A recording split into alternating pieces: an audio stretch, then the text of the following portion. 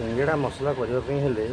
सर्वप्रथम आलू को छोट छोट काटिदेवे बीट गाजर छोट छोट काटे आ बंधाकोबी टे काटे अदा रसुण लंका छेचा पकई तेल टे देवे फुटण टे फुटे चीनी टे देवे कलर आसला अदा रसुण लंका पकईबे तापर आलू भाजबे आलूटा सेमती डायरेक्ट भाजिले भल ना बांफे देवे भल भाजिकी बीट गाजर बंधाकोबी पकई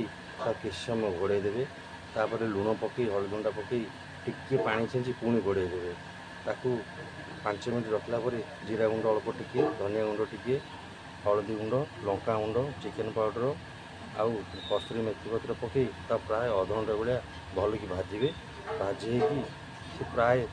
ता कलर आसला आलू फल सब सीझी पारे कौन करेंगे ना गरम मसला पकई ओल्लई देवे आलूटा भल कि भाजी देखिए ना भाजी है पर्यंत ताको अपेक्षा करेंगे भल कि भाजी है जा काढ़े एवं आम प्रस्तुत हो सिंगड़ा मसला देखो जमी देखा आ भजा बादाम पकईबे एथर आप सब ऐड करेंगे फूलकोबी पकई पारे बीन्स पकई पारे